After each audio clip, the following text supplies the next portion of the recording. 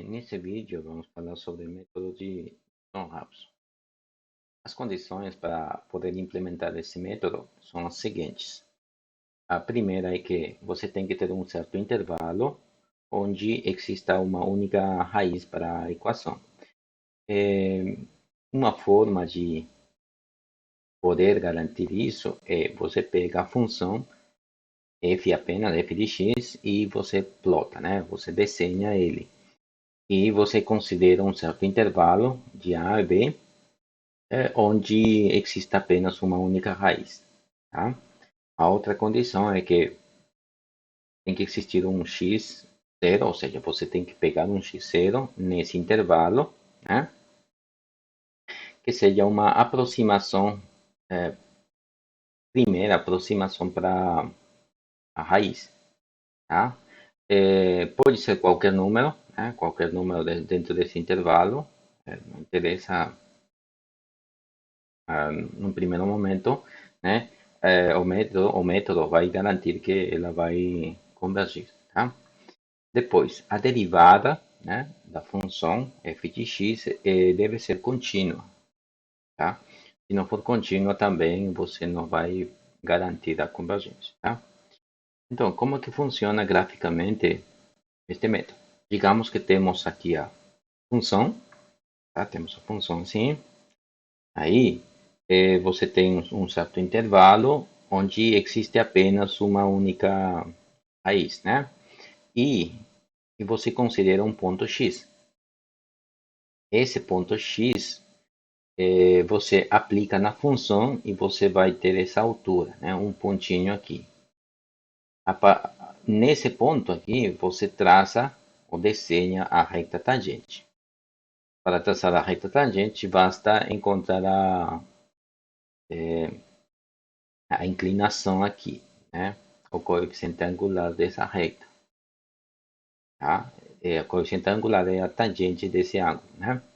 Agora, uma vez que você desenhou essa reta aqui, vai observar que ela vai intersectar o eixo x em um certo ponto aqui, ponto x1, tá? Nesse ponto x1, você vai e aplica na função e você vai encontrar um pontinho aqui em cima. E a partir desse pontinho, de novo, traço uma reta tangente. Essa reta tangente vai interceptar o eixo x num ponto, que vai ser o x2. E de novo você aplica no x2, vai encontrar o f de x2 e assim, né? Você vai traçar a reta e você vai fazendo essas iterações muitas vezes, uma certa quantidade máxima de vezes, né? Até que o critério da parada for atingido, né? Então, nesse processo, veja que utilizamos bastante o coeficiente angular da reta. Principalmente utilizamos bastante a reta, né? E aí podemos calcular, por exemplo, aqui desse ângulo, ou dessa reta, né? O coeficiente angular, que seria a tangente de alfa. Tangente de alfa é cateto oposto, né? Esse comprimento aqui, sobre cateto adjacente, né? Cateto oposto é simplesmente f de x0 menos 0, né? Que simplesmente fica f de x0. E no denominador seria x0 menos x1, né? x0 menos x1, tá?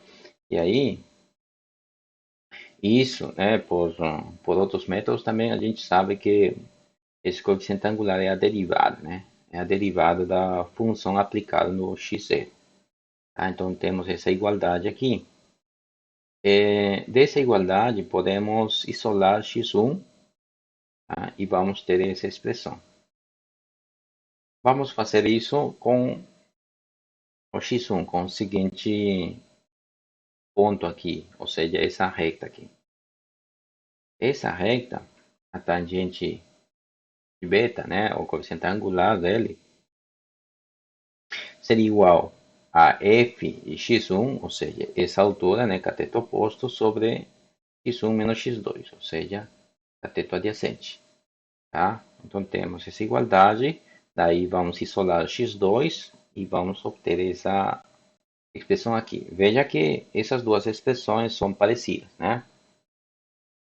tá? Essas duas expressões são parecidas. ¿Sí? Então, podemos generalizar, tá? E encontrar a fórmula de recorrência, né? Do método de Newton-Raphson, que justamente seria xk mais 1 é igual a xk menos f de xk dividido por f' de xk, primeira derivada da função no ponto xk. Tá? E com isso você consegue, né, aproximar bastante bem perto, né? Você vai estar da raiz, né, da função, da equação. Agora, um teorema, né, que garante essa convergência é o seguinte.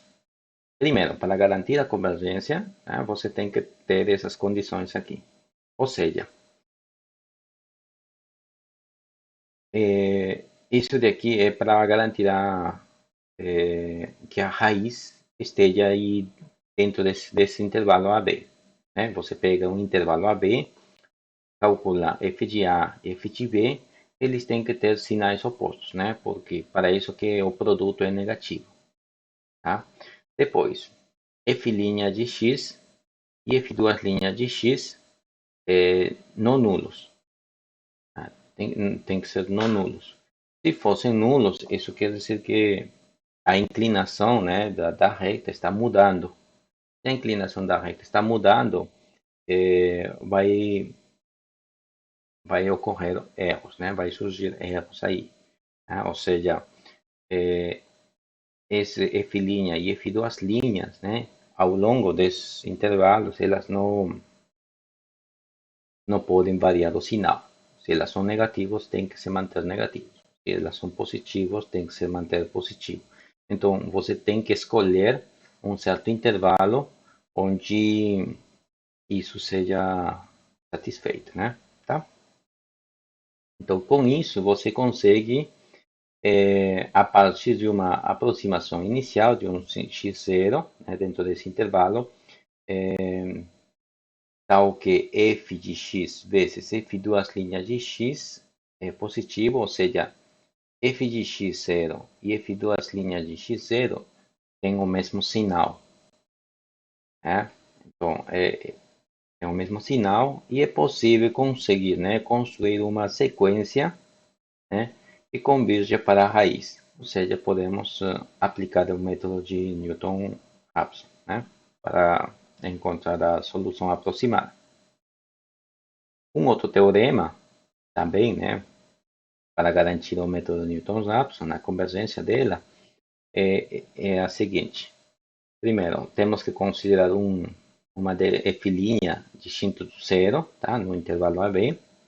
F duas linhas não muda de sinal, tá? Ou seja, distinto de zero no intervalo AB. E que f de A vezes f de B menor a zero. Né? Isso é para garantir que existe uma raiz, pelo menos, aí dentro desse intervalo. Então, daí, se, né, esse quociente é menor que b menos a e esse quociente é menor que b menos a, então o método de Newton-Raphson converge, tá? Vai convergir a partir de um certo x0 dentro desse intervalo AB, tá bom?